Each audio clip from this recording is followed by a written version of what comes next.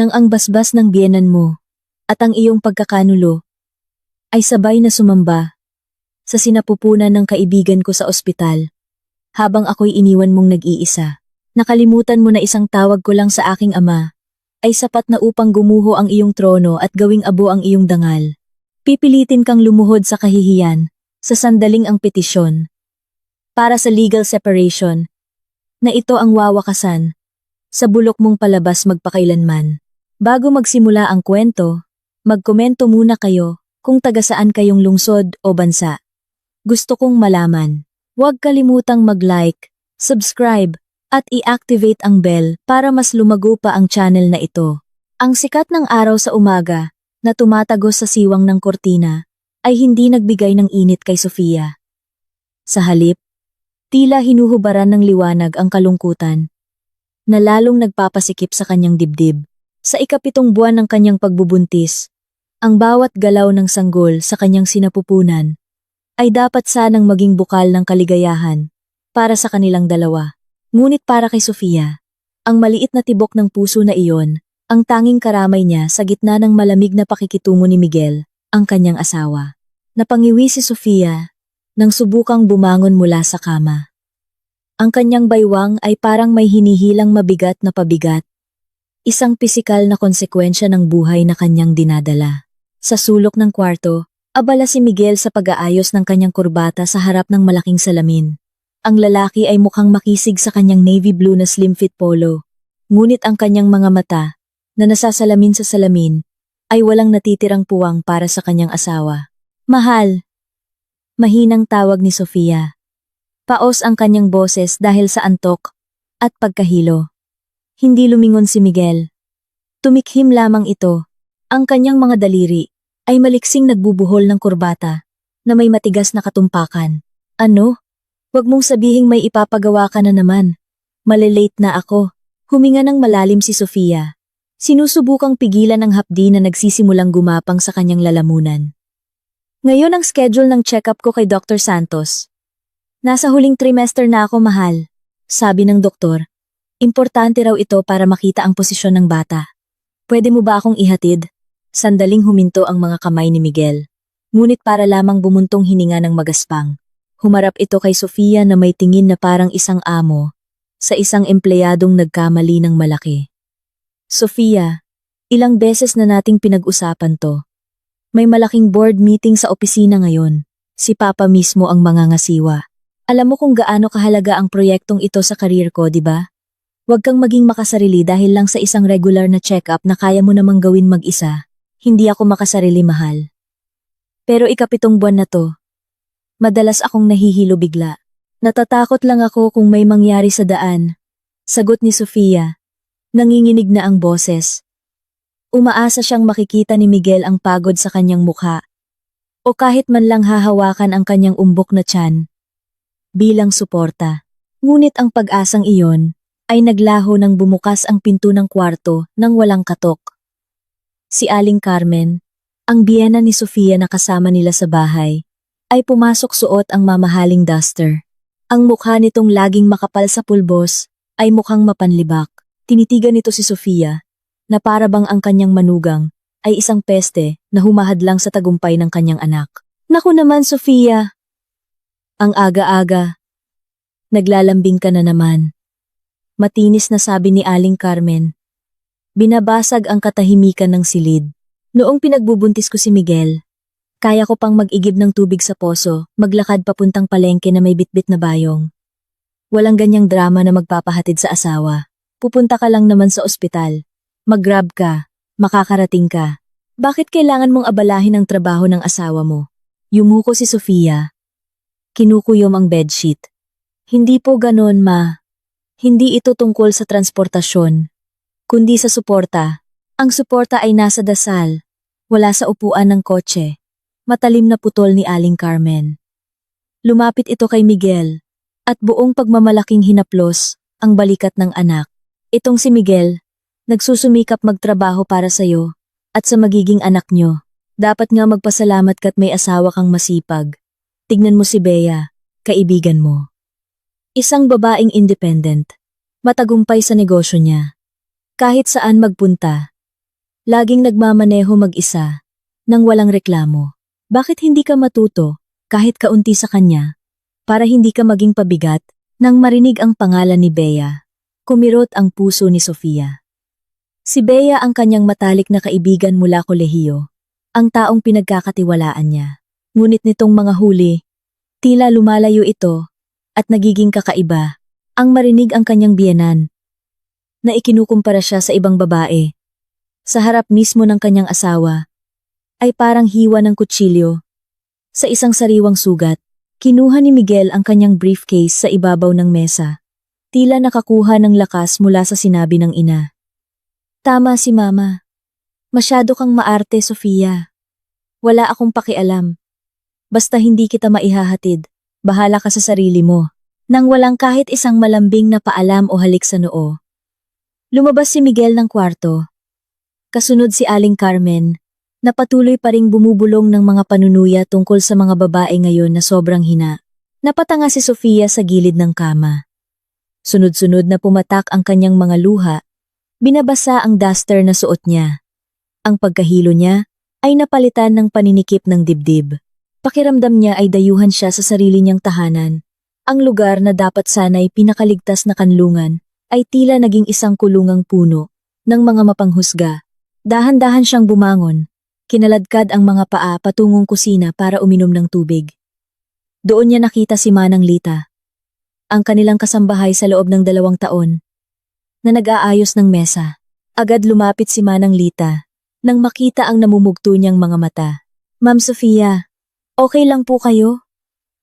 Umiling si Sofia habang nakahawak sa gilid ng mesa. Okay lang ako, Manang. Medyo nahihilo lang. Kailangan niyo pong kumain, ma'am. Pinagbawalan po ako ni Ma'am Carmen na igawa kayo ng espesyal na arroz caldo.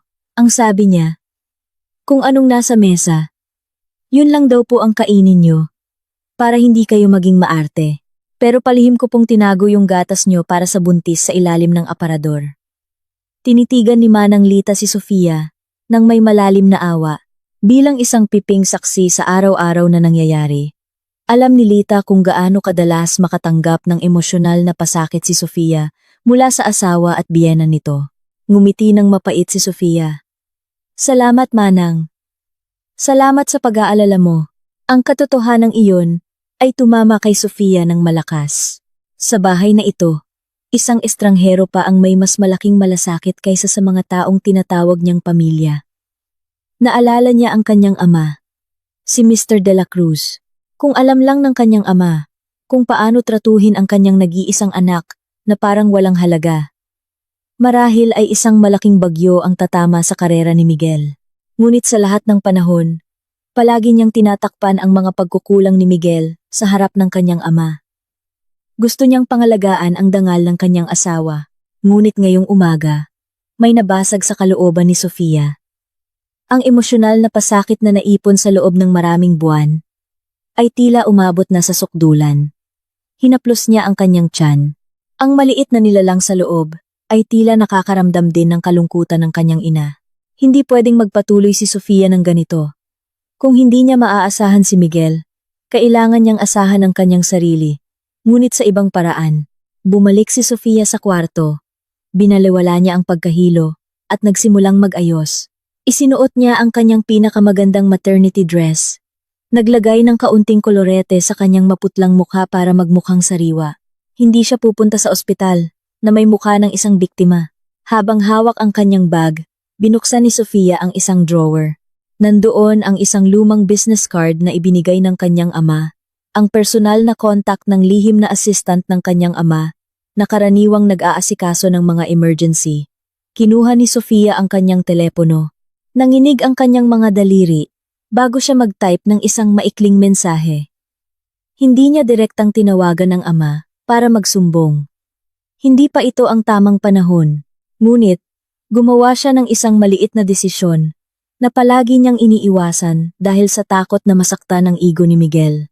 Nag-book si Sofia ng isang private medical escort service para sunduin siya sa harap ng bahay, isang mamahaling serbisyo na ang bayarin ay direktang mapupunta sa email ng opisina ni Miguel bilang bahagi ng family health benefits ng isang direktor isang posisyon na nakuha ni Miguel dahil sa impluwensya ng kanyang ama. Nang lumabas siya ng kwarto, nakaupo si Aling Carmen sa sofa habang humihigop ng tsaa. Tinitigan siya nito, mula ulo hanggang paa. Saan ka pupunta? Ang ayos mo naman. Hindi huminto si Sofia. Nagpatuloy siya sa paglalakad patungo sa pinto na taas noo. Sa ospital po. Mag-isa, tulad ng gusto ninyo ni Miguel. Buti naman at natauhan ka, sarkastikong sabi ni Aling Carmen. Binuksan ni Sofia ang pinto. Sa labas, isang itim at mamahaling sasakyan ang naghihintay. Hindi isang ordinaryong Grab. Pumasok siya sa loob, nang hindi na lumingon pa. Sa loob ng malamig na sasakyan, mahigpit na hinawakan ni Sofia ang kanyang telepono. Nagpasya siyang hindi lang ang kanyang pagbubuntis ang ipapacheck niya ngayon. Aalamin niya ang isang bagay na matagal nang hinala sa isang sulok ng kanyang puso.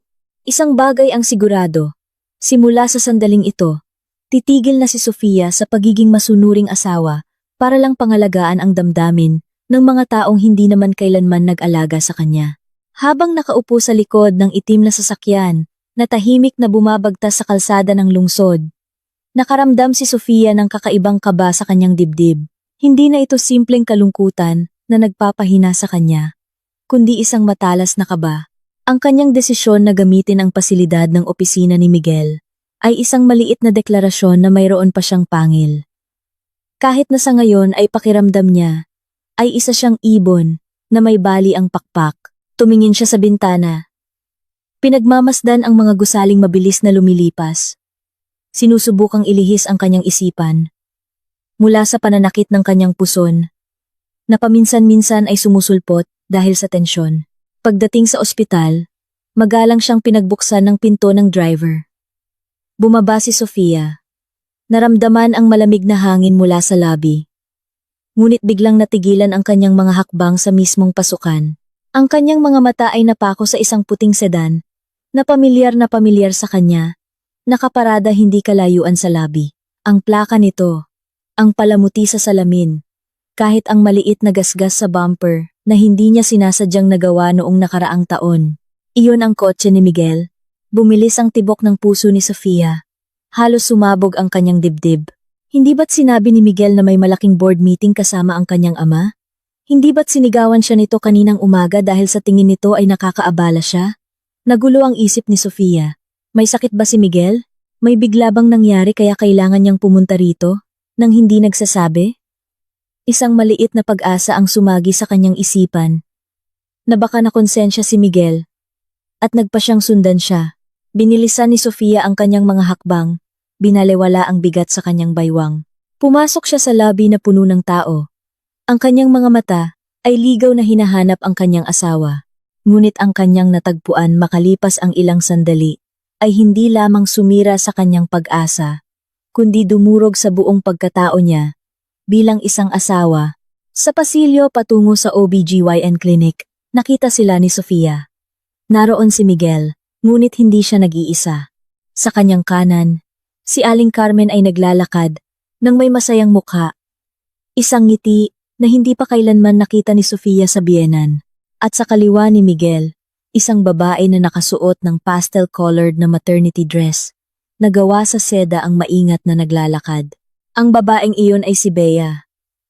Ang kaibigan na palagi niyang pinagsasabihan ng sama ng loob. Ang taong nakikinig sa kanyang mga iyak tungkol kay Miguel, at ang taong kagabi lang ay nagpadala ng mensahe ng panalangin para sa kanyang panganganak. Tila huminto ang mundo para kay Sofia. Nagtago siya sa likod ng isang malaking haligi, malapit sa parmasya, nanginginig ang kanyang buong katawan. Mula sa layong 10 metro, kitang-kita niya ang eksenang dumudurog sa kanyang puso. Nakaakbay si Miguel sa baywang ni Bea, nang napakaprotektibo, na para bang takot itong madapa. Paminsan-minsan, may ibinubulong si Miguel sa tainga ni Bea, na nagpapatawa rito at nagpasandal ng ulo sa kanyang balikat. Isang paglalambingan na ilang buwan nang hindi naramdaman ni Sofia. Dahan-dahan mahal, ingat sa paglakad. Narinig ni Sofia ang boses ni Miguel, malambot at puno ng pag-aalala. Ang parehong tono na ginamit nito, nang alukin niya si Sofia ng kasal sa harap ng kanyang ama. Sumabat si Aling Carmen habang hinihimas ang likod ni Bea. Oo, Bea. Kailangan mong alagaan ang kalusugan mo at ng baby mo. Ito ang apo na pinakahihintay ko. Huwag kang mapapagod tulad ni Sofia, na puro reklamo lang ang alam. Tiniklop ni Sofia ang kanyang bibig para pigilan ang paghikbi. Dumaloy ang luha sa kanyang mga pisngi. Ang sakit ay hindi na lamang dahil sa pagkakanulo, kundi pagkakanulo ng mga taong itinuring niyang pamilya. Paano nagawang magkaisa ng kanyang asawa, biyenan, at matalik na kaibigan para saksakin siya sa panahong dinadala niya ang anak ng parehong lalaki? Bumalik ang pagkahilo, mas matindi ngayon kaya napakapit siya sa malamig na pader. Sa gitna ng kanyang pagkalito, isang malalim na boses ang tumawag sa kanya. Mrs. Sofia, ayos ka lang ba? Napalingon si Sofia, maputla, at namumugto ang mga mata. Sa harap niya, ay nakatayo si Dr. Santos, ang kanyang OB-GYN. Ang doktor, na kaibigan din ng kanyang ama, ay nagpakita ng tunay na pag-aalala. Doc! Sinubukan ni Sofia na magsalita ngunit nabigo. Agad siyang inalalayan ni Dr. Santos paupo. Napakaputla mo, Sofia. Hirap kang huminga. Hindi ito maganda para sa baby mo. Anong nangyari? Nasaan si Miguel? Parang nakita ko siya kanina. Yumuko lang si Sofia. Ang mga luhay tumutulo sa kanyang bag. Hindi niya kayang magsalita. Dahil sa reaksyon ni Sofia, agad na unawaan ni Dr. Santos na mayroong hindi tama. Sumulyap siya sa direksyon kung saan nawala sina Miguel, Aling Carmen at Bea. Halika! Sumama ka sa opisina ko. Hindi tayo sa pampublikong klinika mag-uusap. Kailangan mo ng mas tahimik na lugar. Sabi ni Dr. Santos na may autoridad ngunit puno ng pag-aalaga. Sumenya siya sa isang nurse para magdala ng wheelchair. Sumunod na lang si Sofia. Sa loob ng soundproof na opisina, binigyan siya ni Dr. Santos ng isang basong maligamgam na tubig. Inumin mo to. Pakalmahin mo ang sarili mo. Buntis ka, Sofia. Ang stress na nararamdaman mo ay maaaring maging delikado para sa sanggol. Hindi ako nagsasalita bilang doktor ngayon, kundi bilang kaibigan ng iyong ama. Ano ba talaga ang nangyari? Nandoon sila, Doc. Si Miguel, si Mama, at si Bea. Ihahatid daw nila si Bea para sa check-up. Sabi nila, yun daw ang apo na hinihintay nila. Bumuntong hininga si Dr. Santos. Tumigas ang muka. Bilang doktor, alam niyang pasyente rin niya si Bea. Ngunit nakatali siya sa etika ng propesyon. Gayunpaman, nang makita ang durog na kalagayan ni Sofia, naantig ang kanyang pagiging ama. Kailangan mong magpakatatag, Sofia. Kung hindi mo kayang ipaglaban ang sarili mo, ipaglaban mo ang buhay na nasa sinapupunan mo. Huwag mong hayaang patayin ng pagkakanulo nila ang pag-asa mo. Mariing sabi ni Dr. Santos. Tumingin si Sofia sa doktor. Ang mga salitang, huwag mong hayaang patayin nila ang pag-asa mo ay umalingaw-ngaw sa kanyang isipan. Ang kalungkutan na nagpaparalisa sa kanya ay dahan-dahang nag-anyong isang malamig at matalas na determinasyon. Pinunasan niya ang kanyang mga luha. Nag-iwan ng bakas ng galit na nagsisimulang mag-alab. Gusto kong gawin ang pagsusuri ngayon ng napakadetalyado, Doc. Kailangan ko ang lahat ng aking medical records. At kung maaari, kailangan ko ang tulong ninyo para kumpirmahin ang isang bagay nang hindi lumalabag sa batas. Bulong ni Sofia, na may mas matatag na boses. Matapos ang nakakapagod na pagsusuri, hindi agad umuwi si Sofia. Tumayo siya sa isang madilim na sulok. Pinagmamasdan ang pinto kung saan naroon si Bea. Ang kanyang isip ay mas mabilis nang gumagana kaysa sa kanyang sakit. Kinuha niya ang kanyang telepono at binuksan ang kamera. Dahan-dahan siyang lumapit sa parking lot. Naghihintay sa likod ng isang malaking van. Alam niyang lalabas na sila. Hindi nagtagal. Lumabas si Miguel na nakaakbay kay Bea. Sa tabi nila, si Aling Carmen ay may hawak na printout ng ultrasound na may ngiti ng tagumpay. Pinindot ni Sofia ang record button. Kinuhaan niya ang bawat sandali ng kanilang paglalambingan. Nang halikan ni Miguel ang noo ni Bea, bago ito pagbuksan ng pinto, at nang yakapin ni Aling Carmen si Bea. Ang video na iyon ay isang matibay na ebidensya ng isang hindi mapapatawad na pagkakanulo. Nang makaalis ang puting kotse, hindi na umiyak si Sofia. Tinawagan niya muli ang driver. Sa loob ng kotse, hindi na siya tulala habang nakatingin sa bintana. Binuksan niya ang kanyang contact list at hinanap ang pangalan. Attorney Ramirez. Attorney, kailangan ko ng tulong mo. Maglaan ka ng oras mamayang gabi.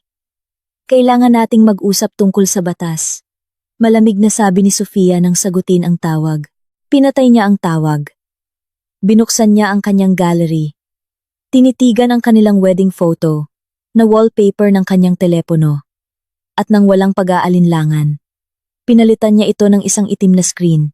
Alam niyang ang pag-uwi ay nangangahulugang pagbabalik sa pugad ng mga lobo. Ngunit hindi siya papasok nang walang paghahanda. Itinago niya ang video sa isang hidden folder na nakasync sa kanyang cloud storage.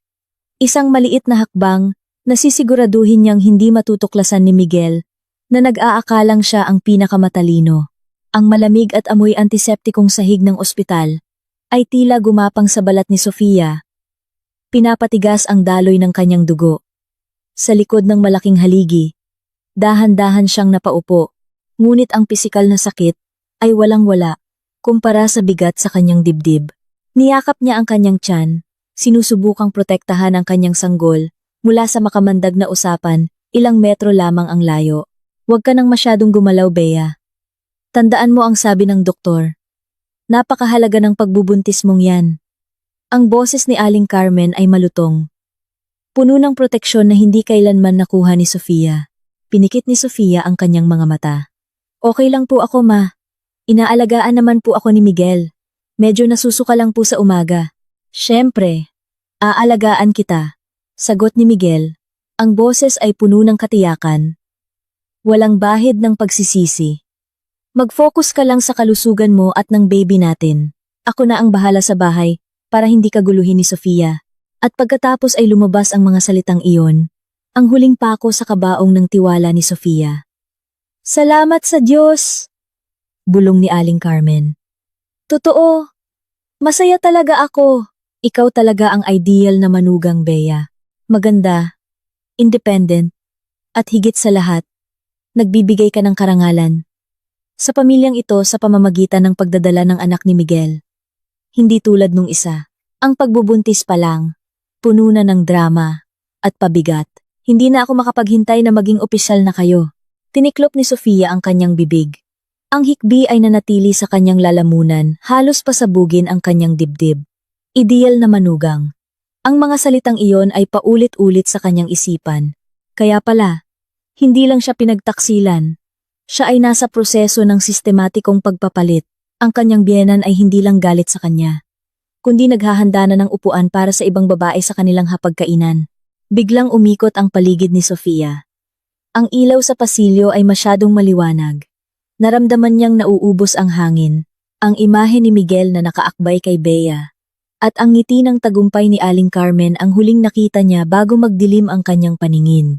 Mang Sofia, ang boses ay malayo. Ngunit ang kamay na humawak sa kanyang balikat ay totoo. Naaninag ni Sofia si Dr. Santos, na may labis na pag-aalala. Nakita siya nitong nakaupo sa sahig sa likod ng haligi. Doc, halos pabulong na sabi ni Sofia. Agad siyang tinulungan ni Dr. Santos at ng isang nurse. Dinala siya sa opisina ng doktor gamit ang isang wheelchair. Doon, agad na sinuri ni Dr. Santos ang kanyang blood pressure. Napakababa ng presyon mo, Sofia, at sobrang bilis ng tibok ng puso mo. Ito ay senyales ng matinding pagkagulat, sabi ng doktor. Ano ang nakita mo sa labas? Tinawag nila siyang ideal na manugang, Doc. Ipinagdiriwang nila ang pagbubuntis niya. Ang kaibigan ko mismo, bumuntong hininga si Dr. Santos. Bilang isang taong malapit sa pamilya de la Cruz, naramdaman niya ang moral na responsibilidad. Makinig ka, Sofia, ang kondisyon mo ngayon ay kritikal sa emosyonal na aspeto. Kung mananatili ka sa ganitong estado, inilalagay mo sa panganib ang buhay ng sanggol mo. Kung babalik ka sa bahay na iyon ng walang proteksyon, natatakot akong makunan ka. Dahil sa matinding stress, tumingin si Sofia sa doktor. Ang kawalan ng pag-asa sa kanyang mga mata ay napalitan ng isang mapait na realisasyon. Kaya, hindi ako pwedeng maging mahina, Dok? Hindi lang hindi ka pwedeng maging mahina. Kailangan mong simulang lumayo sa pinagmumulan ng iyong stress, diin ni Dr. Santos. Isusulat ko sa iyong medical record na kailangan mo ng kumpletong pahinga. Ipapadala ko rin ang kopya nito sa personal email mo, hindi sa email ng pamilya na karaniwang ginagamit ni Miguel. Kailangan mo ng ebidensya na ang kalusugan mo ay bumabagsak dahil sa iyong kapaligiran. Tumango si Sofia. Nagsimula siyang makaipon ng lakas. Ang impormasyon ay sandata. At sa ngayon, siya ang may hawak ng mga lihim na hindi alam ni na Miguel at Aling Carmen. Matapos mabigyan ng bitamina, nagpaalam si Sofia na magpapahinga muna sa pribadong waiting room ng doktor. Kinuha niya ang kanyang telepono. May 3 missed calls mula kay Miguel. Marahil ay para siguraduhing wala siya sa parehong ospital. Hindi niya sinagot. Sa halip, binuksan niya ang kanyang banking app at tiningnan ang kanyang personal na ipon pera mula sa baon na bigay ng kanyang ama na hindi niya kailanman sinabi kay Miguel. Pagkatapos, nag-book siya ng isang apartment unit na malayo sa kanilang bahay ngunit malapit sa opisina ng kanyang ama. Nag-arkila siya para sa susunod na ilang araw gamit ang kanyang tunay na pangalan ngunit ibang contact number. Alam niyang delikado ito. Ngunit ang manatili sa bahay, kasama ang ideal na manugang at ang kanyang makamandag na biyenan, ay mas malaking panganib sa buhay ng kanyang sanggol. Tumayo si Sofia. Kahit nanghihina pa, inayos niya ang kanyang damit. Tumingin siya sa kanyang refleksyon sa salamin. Ang kanyang mukha ay mukhang tumanda ng ilang taon. Ngunit may linya ng katatagan na nagsisimulang mabuo sa kanyang mga labi. Manang Lita, tinawagan niya ang kanilang kasambahay. Ihanda mo ang isang maliit na bag na may lamang damit ko at mahahalagang dokumento. Ilagay mo sa compartment ng kotse ko nang palihim habang natutulog si mama sa hapon. Huwag mong hahayaang may makakita. Pinatay niya ang tawag. Lumabas siya sa opisina ni Dr. Santos. Nilagpasan ang pasilyo kung saan nawasak ang kanyang puso. May isa pa siyang pupuntahan bago lumubog ang araw. Sisiguraduhin niyang ang pagkakanulong ito ay babayaran sa pinakamahal na halaga. Napakabigat ng mga hakbang ni Sofia nang tumapak siya sa kanilang bahay, na dati mainit, ngunit ngayon ay tila tarangkahan, patungo sa isang pugad ng sabuatan. Ang amoy ng sampagita sa hardin ay nakakasulasok na. Ang imahe ni Miguel na nakaakbay kay Bea sa ospital ay paulit-ulit na naglalaro sa kanyang isipan. Bumukas ang pinto bago pa niya ito mahawakan. Naroon si Miguel. Niluluwagan ang kanyang kurbata. Ang mukha ay sadyang pinapagod. Wala na ang lambing na ibinigay niya kay Bea kanina. Kadarating mo lang? Tanong ni Miguel nang walang pakialam. Pagod na pagod ako. Ang hirap ng meeting kanina. Ang daming hinihingi ng papa mo. Nakatayo si Sofia sa may pinto. Nakatalikod. Pinikit niya ang kanyang mga mata. Meeting. Papa ko. Gusto niyang isampal ang katotohanan sa mukha nito. Ngunit naalala niya ang sinabi ni Dr. Santos na manatiling kalmado para sa sanggol. Ganoon ba, mahal? Mukhang pagod ka nga. Sagot ni Sofia. Pinipilit na huwag manginig ang boses. Oo, sa opisina. Nakakapagod. Maikling sagot ni Miguel. Bago pa makasagot si Sofia, lumitaw si Aling Carmen mula sa kusina. Ang mukha'y kasing asim ng dati. Aba, nakauwi na pala ang Reyna. Ang galing! Ganitong oras umuwi.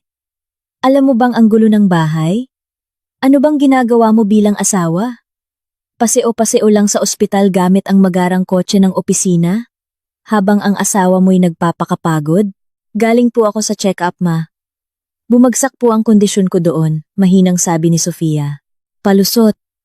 Ang mga babae noon, kahit nahihilo, nagwawalis pa. Linisin mo muna yung alikabok sa guest room bago ka magpahinga. Huwag kang maarte. Hindi man lang siya ipinagtanggol ni Miguel. Sundin mo na lang si Mama Sofia. Gutom na rin ako. Sabi ni Mama. Wala ka pa raw niluluto. Kadarating ko lang, mahal. At may sakit ako. Nasa isip mo lang yang sakit. Matalim na sabi ni Aling Carmen. Ayusin mo na ang guest room ngayon. Hanggat hindi ka tapos, huwag kang umasang makakaupo ka sa hapagkainan. Napatingin si Sofia kay Miguel. Umaasang maaalala nitong dinadala niya ang kanilang anak. Ngunit kinuha lang ni Miguel ang kanyang telepono at napangiti marahil ay mensahe mula kay Bea. Habang papunta sa kusina, isang kamay ang humila sa kanya patungo sa madilim na laundry area. Si Manang Lita, may dalang isang platong may takip at isang basong tubig na may pulot. "Ma'am, kainin niyo po muna ito," bulong ni Manang Lita. "Pinagbawalan po ako ni Ma'am Carmen na magluto para sa inyo, pero hindi ko po kayo matiis. Palihim po akong gumawa ng sinangag na may butter. Paborito niyo. Kumain po kayo kahit kaunti, para may lakas kayo." Tinitigan ni Sofia ang plato. Namumuo ang luha sa kanyang mga mata. Sa malaking bahay na ito, isang kasambahay lang ang tumrato sa kanya bilang tao. Nanginginig niyang isinubo ang kanin. Bawat subo ay parang paglunok ng tinik. "Salamat, Manang Lita," bulong ni Sofia. "Walang anuman po, ma'am. Yung bag na pinahanda niyo, nasa compartment na po ng kotse. Inilagay ko po kanina." Habang si ma'am ay may kausap sa telepono sa hardin, tumango si Sofia. Buo na ang kanyang desisyon. Habang kumakain, narinig niya ang tawanan ni Miguel at Aling Carmen sa sala. Lumamig ang kanyang puso. Naalala niya ang payo ni Dr. Santos. Hindi na siya mananatiling biktima. Pagkatapos kumain, pumasok si Sofia sa guest room at nilock ang pinto. Hindi niya pinansin ang alikabok. Umupo siya sa sahig at kinuha ang kanyang reserbang telepono. Tiniyak niyang ang video sa ospital ay na-upload na sa kanyang cloud. Pagkatapos, hinanap niya ang pangalan ni Leo sa kanyang mga contact. Si Leo ay katrabaho ni Miguel. Isang taong may gusto noon sa kanya ngunit nanatiling isang tapat na kaibigan. Alam niyang may access si Leo sa mga financial reports ng dibisyon ni Miguel. Nag-type siya ng isang maikling mensahe. "Leo, pwede ba tayong mag-usap privately? Kailangan ko ng tulong para i-verify ang ilang travel expenses ni Miguel noong nakaraang buwan. Please, keep this confidential, kahit kay Papa." Pinindot niya ang send. Alam niyang ito na ang simula ng isang malaking pagbagsak. Ngunit nang marinig niya ang sigaw ni Aling Carmen mula sa labas, nawala ang kanyang takot. Tumayo siya at binuksan ang pinto. "Ang tagal mo! Natulog ka ba dyan?" Sigaw ni Aling Carmen. Tinitigan ni Sofia ang kanyang biyenan, nang diretso sa mata, isang bagay na hindi niya kailanman nagawa noon. "Hindi po, Ma. Tinitiyak ko lang na malinis ang lahat hanggang sa ugat, dahil malapit na, malilinis na ang bahay na ito, sa lahat ng nakakagambala." Nilagpasan ni Sofia si Aling Carmen, na natigilan sa narinig. Pumasok siya sa kanyang kwarto. Kinuha ang isang dokumento ang titulo ng ari-arian, nabigay ng kanyang ama bilang regalo sa kasal. Na sa katangahan niya ay pumayag siyang ipangalan din kay Miguel. Kailangan niya itong mabawi, bago sumikat ang araw kinabukasan. Umilaw ang screen ng telepono ni Sofia. Binasag ang kadiliman ng silid. Matapos ang malamig na komprontasyon nila ni Aling Carmen, hindi siya makatulog. Ngunit nang lumitaw ang pangalan ni Bea sa screen, sandaling huminto ang pagtibok ng kanyang puso, bago ito kumabog ng doble. "Hello, Sofia, my dear! Gising ka na?" Ang boses ni Bea ay masaya. Kabaligtaran ng unos sa dibdib ni Sofia. "Gising na, Bea. Bakit ka napatawag? Nag-aalala lang ako. Narinig ko kay Miguel na masama raw ang pakiramdam mo. Sorry. Hindi ako nakadalaw.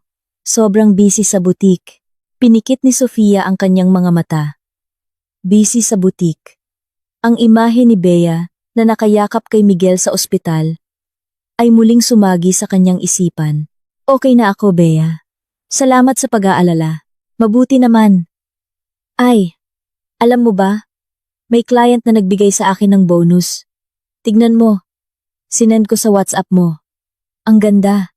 Ang swerte ko talaga this month." Binuksan ni Sofia ang chat. Isang litrato ang lumitaw. Ang makinis na pulso ni Bea, na may suot na isang eleganteng white gold bracelet na may maliliit na diamante. Natigilan si Sofia Naalala niya ang isang brochure ng alahas na nakita niya sa bulsa ng Amerikana ni Miguel 6 na buwan na ang nakalipas. Sinabi ni Miguel na para raw iyon sa asawa ng isang kliyente. Ang pagtataksil na ito ay hindi isang pagkakamali lang. Ito ay isang planadong pagkakanulo na matagal nang nag-uugat. Ganda. 'Di ba? Pakiramdam ko, ako ang pinakamamahal na babae sa mundo. Muling narinig ang boses ni Bea. Oo. Ang ganda, Bea. Bagay na bagay sa'yo. Bulong ni Sofia. Karapat-dapat ka sa lahat ng pinaghirapan mo. Pagkatapos ng tawag, pakiramdam ni Sofia ay manhid ang kanyang buong katawan. Nang makarating siya malapit sa kusina, narinig niya ang mga bulungan. Hinaan mo ang boses mo. Baka marinig ka ni Sofia, sabi ni Aling Carmen. Kalma lang, ma. Nasa kwarto pa yon.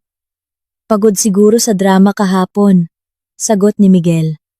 Tuwang-tuwa si Bea sa bracelet. Mas lalo raw siyang ginanahang alagaan ng baby namin. Dapat lang, si Bea ang babaeng mahusay. Hindi tulad ng asawa mong umaasa lang sa posisyon ng ama niya. Sinabi ko na sa'yo noon pa. Mas gusto ko si Bea para sa'yo. Kung hindi lang dahil kay Mr.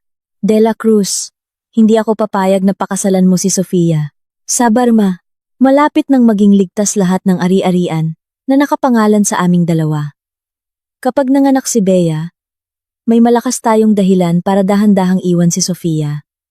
Wala ring magagawa si Mr. De La Cruz kung may ebidensya tayong hindi karapat-dapat na asawa si Sofia. Gumuho ang mundo ni Sofia. Ang kanyang biyenan pala ang direktor sa likod ng kanyang pagdurusa. Hindi na siya iiyak. Ang kanyang mga mata ay natuyo. Napalitan ng malamig na apoy ng galit. Bumalik siya sa kanyang kwarto. Binuksan niya ang kanyang reserbang telepono. Ipinadala niya ang litrato ng bracelet kay Leo. Leo, pakicheck ang corporate credit card expenses ni Miguel noong November 12 last year.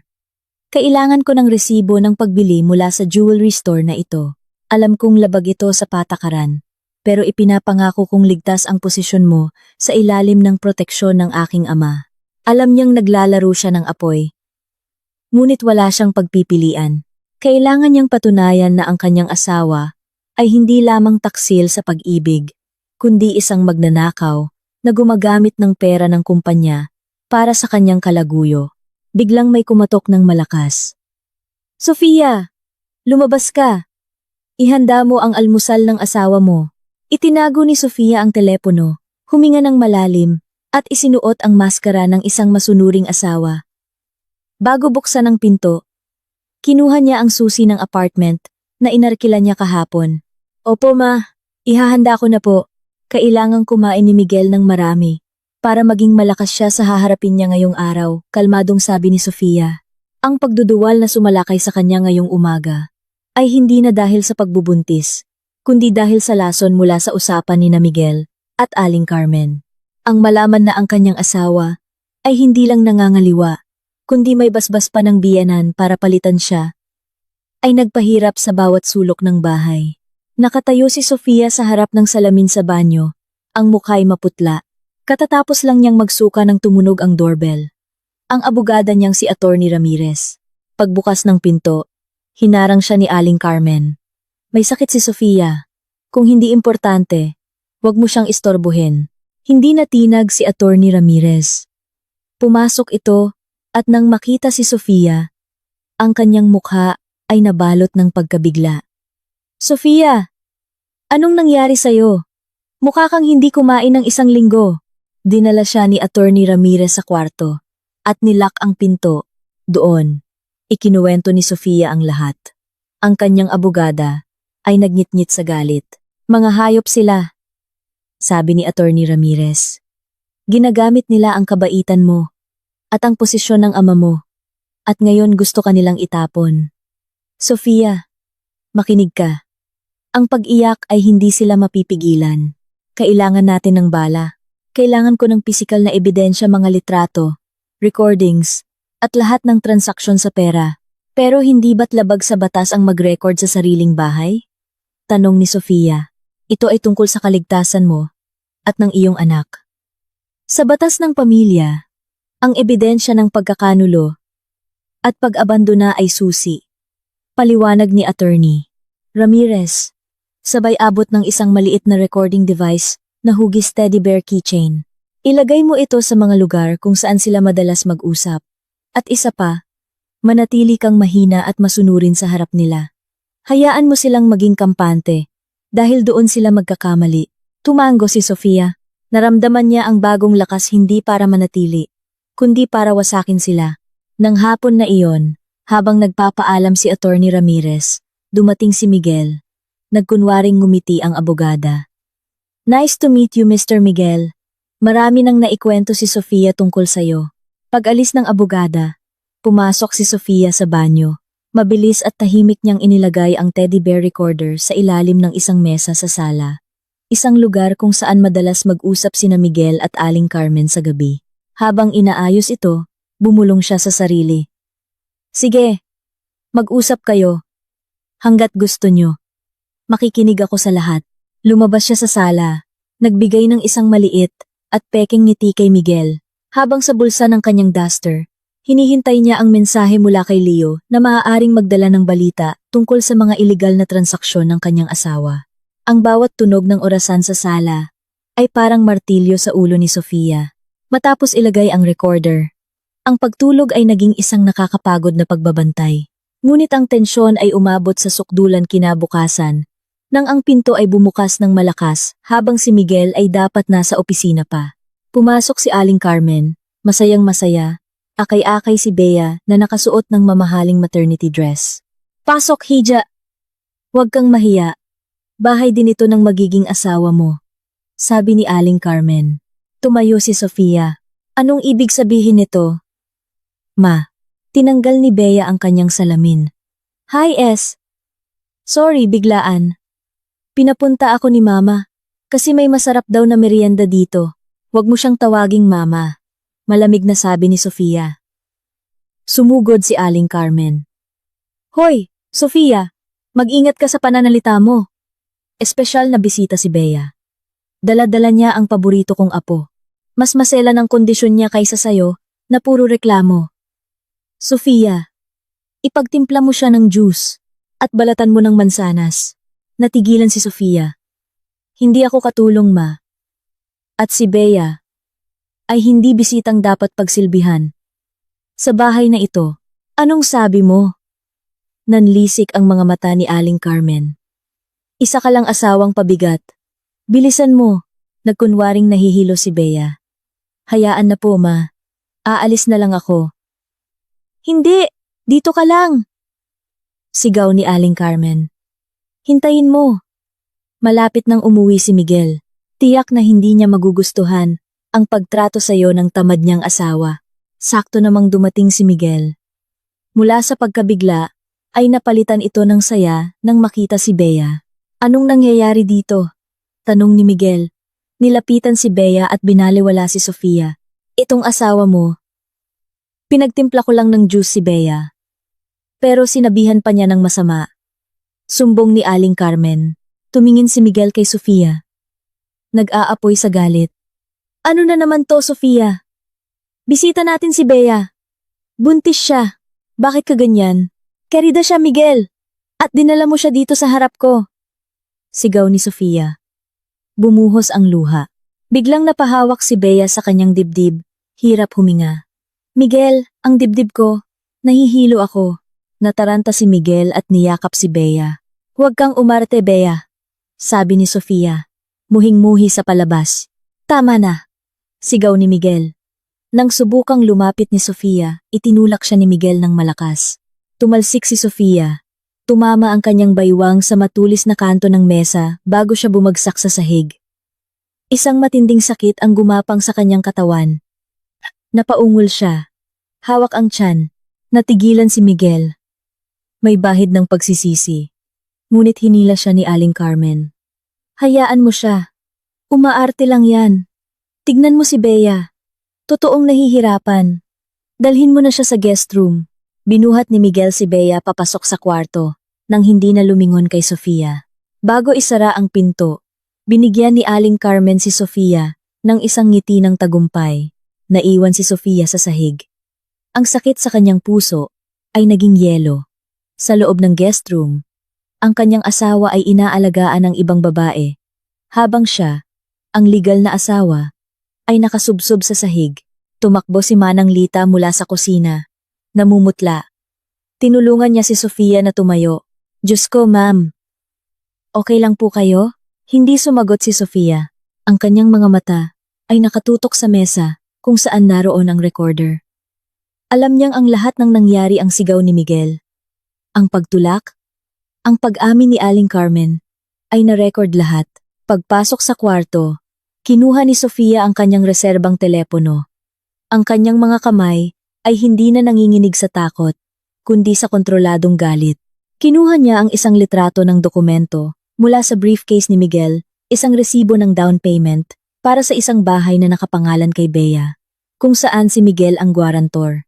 Huminga siya ng malalim. Nagpadala siya ng mensahe sa kanyang ama, si Mr. De La Cruz. Papa, bukas ng 10 a.m., pwede po ba kayong pumunta sa bahay nang hindi sinasabi kay Miguel? May gusto po akong ipakita.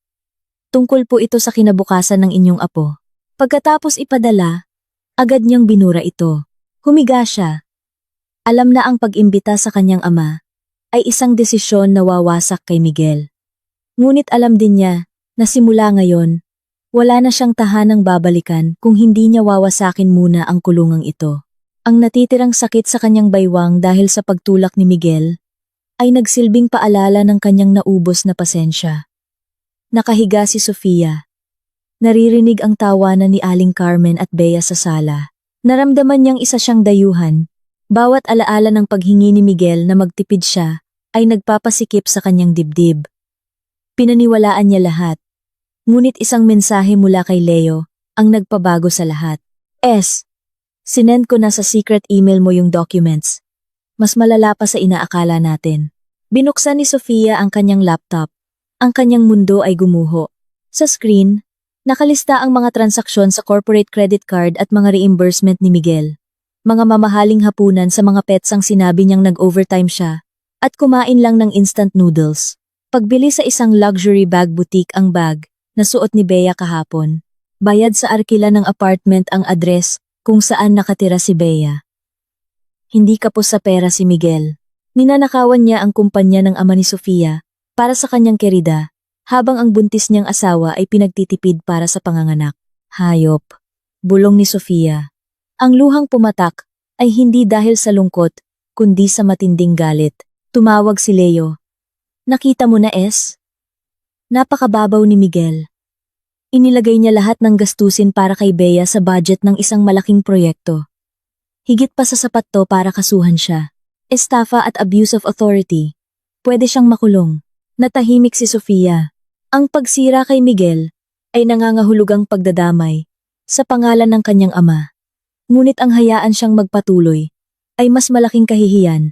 Alam ko na ang gagawin ko, Leo. Ipadala mo rin ang physical copies sa apartment address na sinend ko sa'yo. Pagkatapos ng tawag, tumayo si Sofia. Hinaplos niya ang kanyang tiyan. Patawarin mo si mama, anak.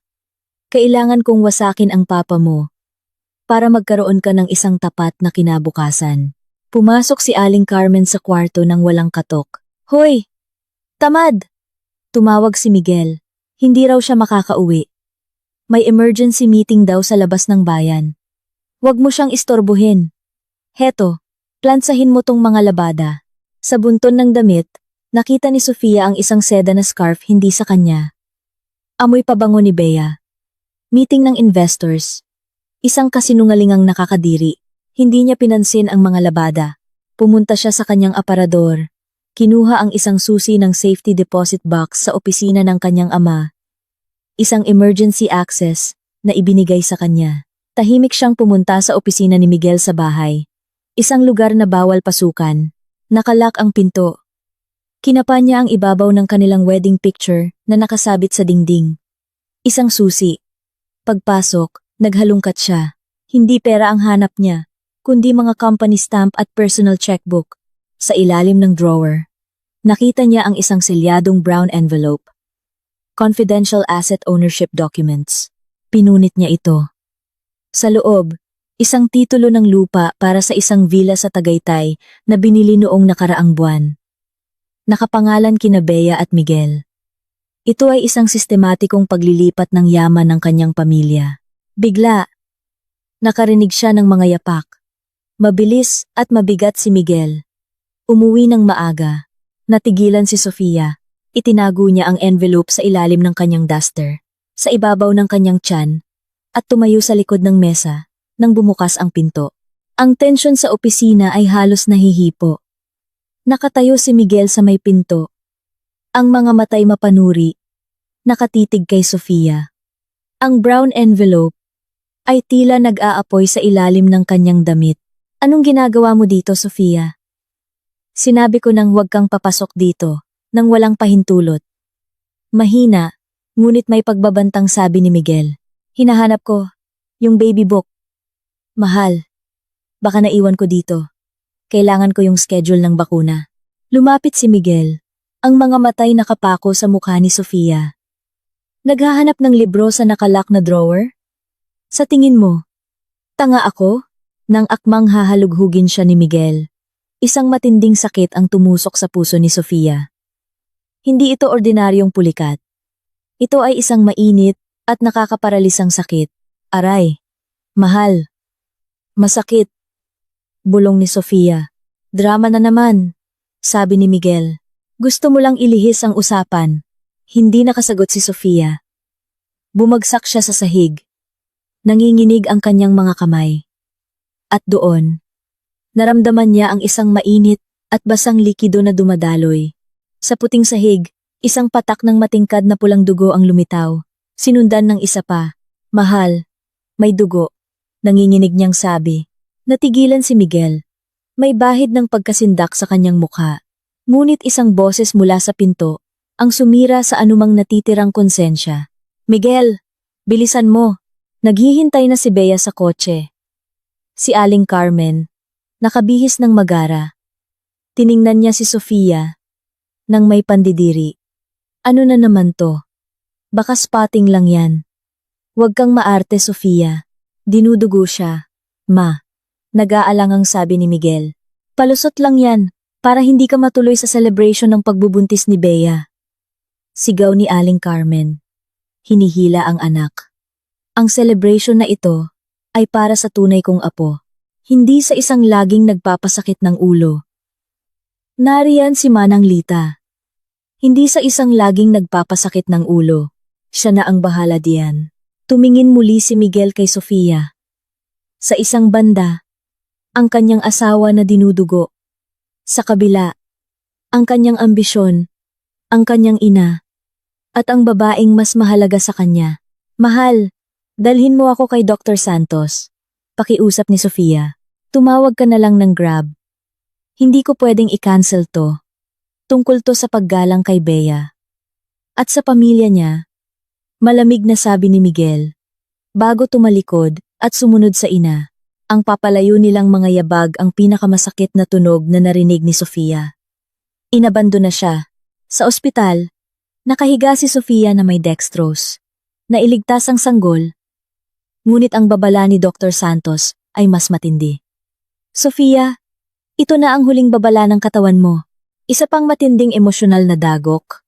Hindi ko na masisiguro ang kaligtasan ng baby mo. Nasaan ang asawa mo? Umiling lang si Sofia.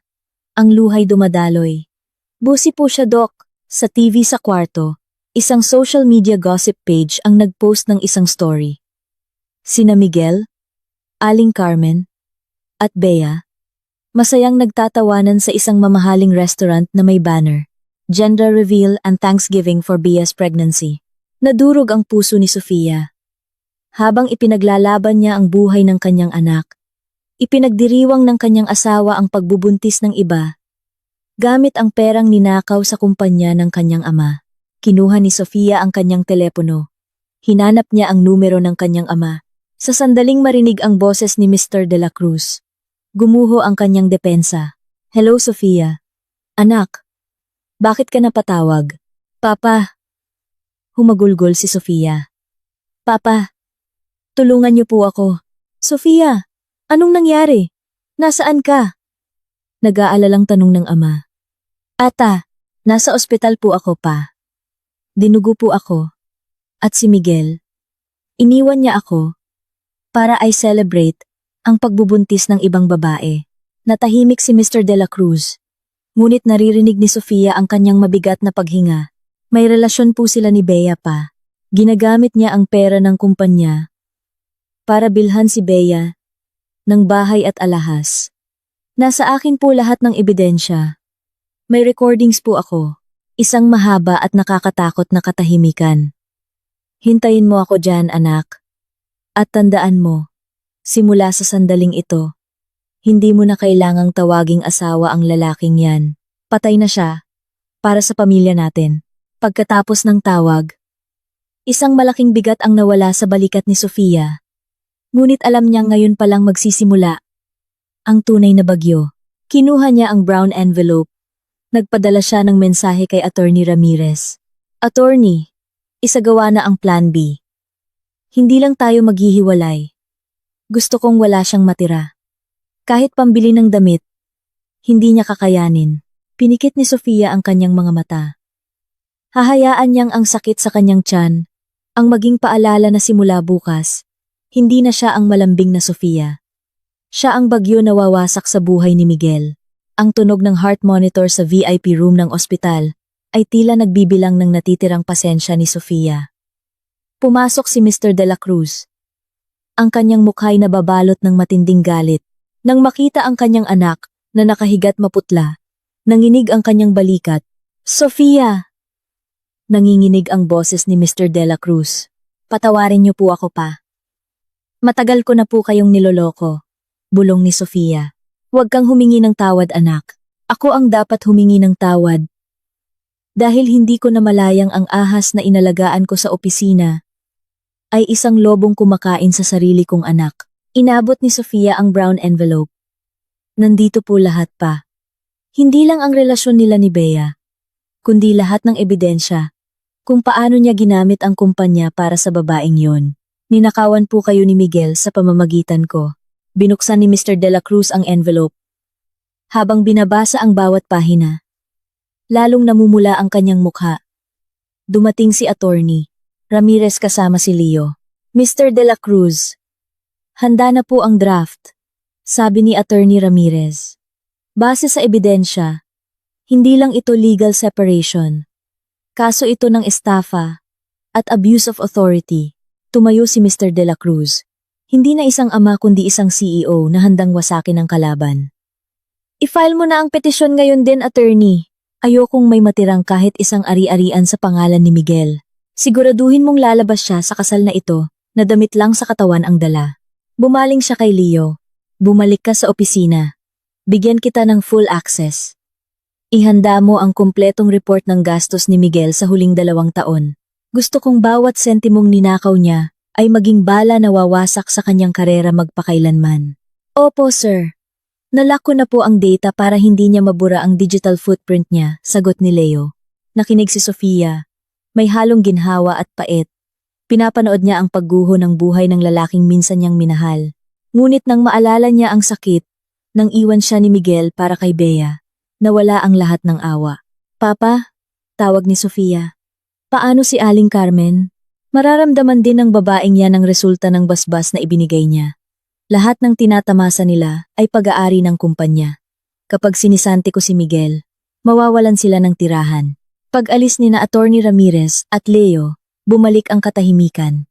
Umupo si Mr. De La Cruz sa tabi ni Sofia. Matulog ka na, anak. Bukas ang simula ng katapusan para sa kanila. Ngunit hindi makatulog si Sofia. Kinuha niya ang kanyang telepono. May mensahe mula kay Miguel. Katatapos lang ng meeting. Pagod na pagod ako, S. Matulog ka na, ha? Baka bukas na ako makauwi. Ngumiti ng mapait si Sofia. Nag-type siya ng maikling sagot. Sige, mahal. Magpahinga ka na. Kalmado na ako. Ipinasa ko na ang lahat ng problema sa tamang tao. Pinindot niya ang send. Isang pain para manatili si Miguel sa kanyang kampanteng mundo hanggang sa dumating ang sulat ng pagkasisante at petisyon ng legal separation. Pagkatapos, pinatay niya ang telepono. Hinayaang balutin ng gabi ang planong hindi na mapipigilan. Kinaumagahan sa ospital. Pakiramdam ni Sofia ay nanonood siya ng isang palabas na siya mismo ang nagpasimula. May pait sa kanyang tagumpay. Tinitigan niya ang kanyang kamay na wala ng singsing. Sa isipan niya, iniisip niya ang magiging reaksyon ni Miguel. Sa opisina ng De La Cruz Group, pumasok si Miguel na mayabang. Suot ang mamahaling suit na galing sa ninakaw na pondo. Para sa kanya, ang petisyon ni Sofia ay isang maliit na abala lang. Ngunit pagdating sa itaas na palapag, kakaiba ang kapaligiran. Mr. Miguel, pinapatawag po kayo sa main conference room. Naghihintay si Mr. De La Cruz, sabi ng isang sekretarya. Pagpasok niya, nandoon si Mr. De La Cruz, si Leo, si Attorney Ramirez, at ang buong board of directors. Papa, anong meron? Hindi sumagot si Mr. De La Cruz. Tumayo si Leo. Base sa internal audit, nakakita kami ng ebidensya ng pandarambong na nagkakahalaga ng AE 200 milyon na inilipat sa mga account ni Bea para sa pagbili ng ari-arian at luho. Namutla si Miguel. Ano? Kasinungalingan yan? Papa, huwag kayong maniwala sa kanya. Tama na! Sigaw ni Mr. De La Cruz. Huwag mo na akong tawaging Papa. Sa kwartong ito, isa kang magnanakaw. Inihagis ni Mr. De La Cruz ang mga ebidensya sa harap ni Miguel. Ngayon din Miguel, tanggal ka na sa lahat ng posisyon mo sa kumpanyang ito, sabi ni Mr. De La Cruz. At ang BMW na minamaneho mo, ang bahay na tinitirhan ninyo ng nanay mo, lahat yan ay assets ng kumpanya. Dahil wala ka ng posisyon, lahat yan ay binabawi na. May security na sa bahay nyo para ilak yan. Gumuho ang mundo ni Miguel. Papa, wag po ang bahay. Nandoon si Mama. May 30 minuto ang nanay mo para mag-impake bago selyuhan ang bahay. Ngayon, isuko mo ang ID at susi mo. Hiyang-hiya. Isinuko ni Miguel ang lahat. Lumabas siya ng kwarto. Hindi bilang direktor, kundi isang talunang nakayuko. Sa ospital, narinig ni Sofia ang lahat mula sa kanyang ama. Naramdaman niya ang bagong takot. Ang isang desperadong Miguel ay mapanganib. Nagpasya siyang harapin ang bagyo. Nurse, tawagin mo si Dr. Santos. Sasabihin kong malakas na ako at pipirma ako ng waiver para makalabas, sabi ni Sofia. Alam niyang delikado ito. Ngunit kailangan niyang tiyakin na walang masamang mangyayari sa mga gamit ng kanyang yumaong ina sa bahay.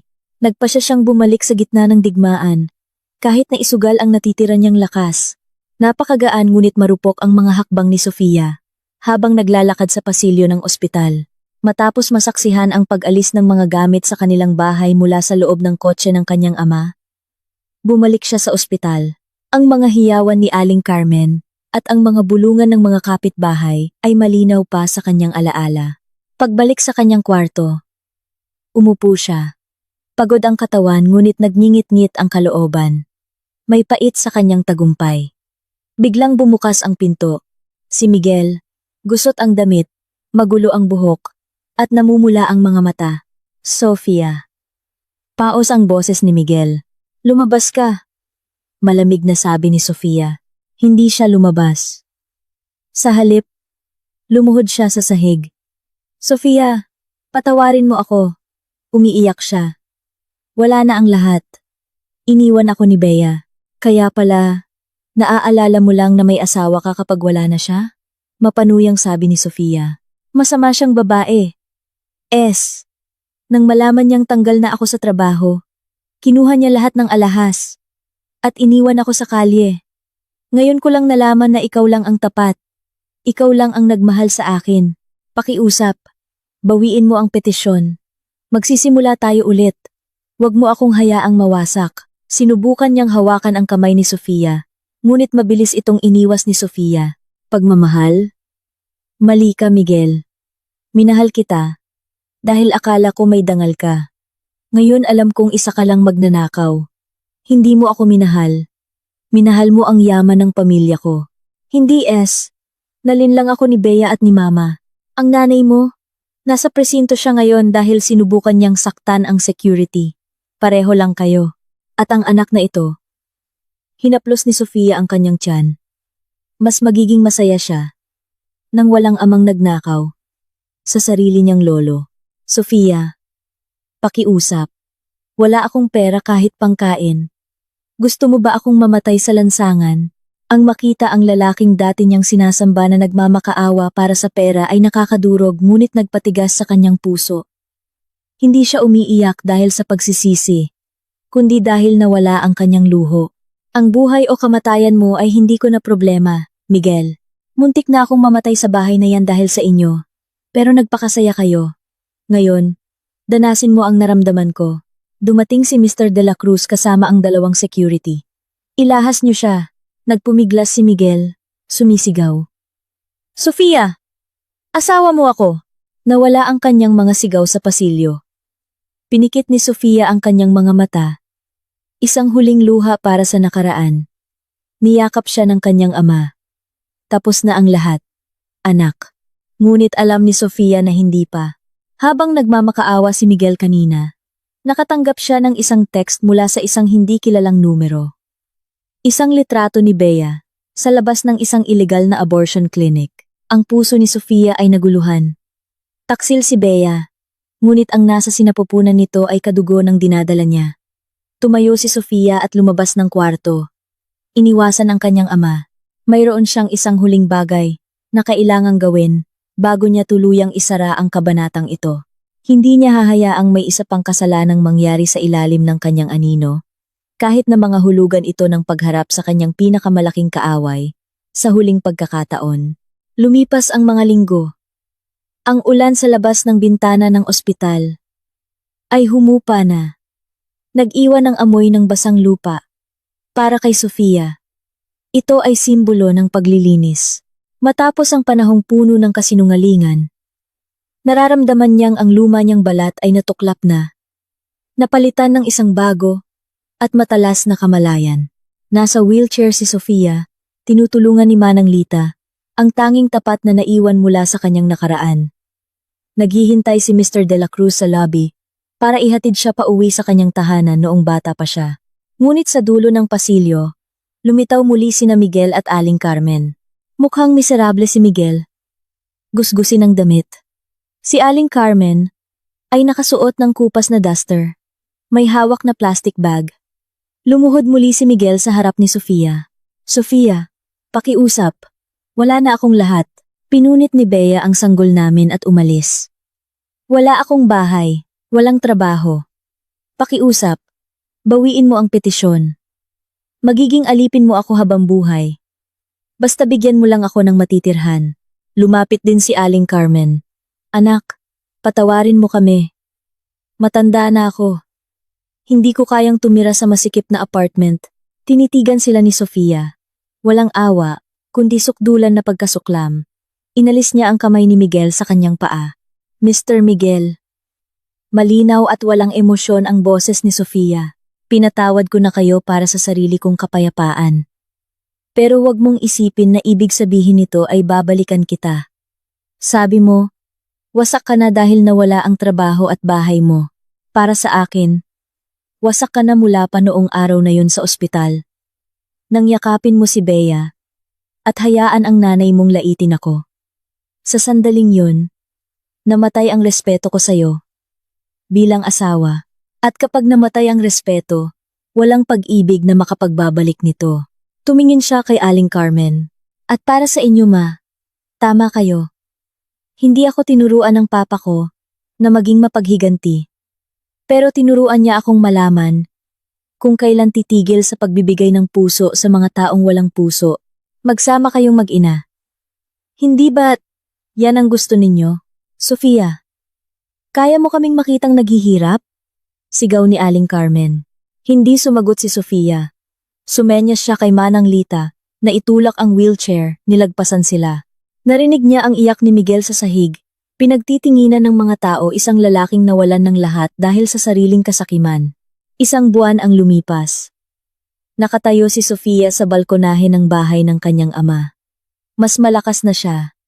At ang sanggol sa kanyang sinapupunan ay malikot na, nagbibigay ng bagong lakas. Dumating si Mr. De La Cruz. Tumawag si Attorney Ramirez. Pinal na ang desisyon. Opisyal na kayong hiwalay. At lahat ng ari-arian ay naibalik sa'yo. Salamat, pa. Paano na sila? Tanong ni Sofia. Nakatira sila sa isang maliit na kwarto sa gilid ng siyudad. Si Miguel, kargador sa palengke. Si Aling Carmen, laging nakikipag-away sa mga kapitbahay. Natahimik si Sofia. Ngunit ang kanyang isip ay wala na roon. Mayroon siyang isang bagong plano. Papa, gusto kong ilipat ang lahat ng ari-arian na nakuha ko sa pangalan ng isang foundation para sa mga single mothers, sabi ni Sofia. Ayaw niyang galawin ang anumang perang may kaugnayan kay Miguel. At isa pa, papalitan ko ang apelyido ng magiging anak ko, De La Cruz. Hindi ang apelyido niya. Natigilan si Mr. De La Cruz. Ito ay isang malaking desisyon na tuluyang bubura kay Miguel sa buhay ng bata. Sigurado ka ba? Anak, hinaplos ni Sofia ang kanyang tiyan. Isang misteryosong ngiti ang sumilay sa kanyang mga labi. Hayaan mo siyang maghabol. Ang ama niya ay isang taong hindi kailanman umiral para sa kanya. Sisiguraduhin kong hindi makikilala ng anak ko ang lalaking muntik nang pumatay sa kanya bago pa siya isilang. Kinuha ni Sofia ang pluma at nilagdaan ang mga dokumento. Ito ang kanyang huling hakbang para tuluyang isara ang pinto ng nakaraan. Habang papalubog ang araw, tinitigan ni Sofia ang abot tanaw. Hindi na siya isang asawang pinagtaksilan. Siya si Sofia de la Cruz, isang inang handang lumaban para sa sarili niyang mundo. Ang mga iyak ni Miguel ay isa na lamang hangin na hindi na kayang abutin ang kanyang puso. Pumasok siya sa loob. Iniwan ang mga anino. Handang salubungin ang bukang liwayway, na ngayon ay sa kanya ng ganap. Mula sa kwento ni Sofia, natutunan natin na ang walang hanggang katapatan sa maling tao ay daan lamang patungo sa pagkawasak. Huwag matakot na bitawan ang pabigat na nananakit sa'yo, dahil ang pagwawakas sa isang nakalalasong relasyon ay hindi kabiguan, kundi ang unang hakbang para iligtas ang iyong dignidad at ang mas mahalaga mong kinabukasan. Naway ang katapangan ni Sofia ay maging inspirasyon sa ating lahat na laging pangalagaan ang ating sariling dangal. Salamat sa pagsama sa emosyonal na paglalakbay na ito. Hanggang sa susunod na mga kwento ng buhay. Nang ang basbas ng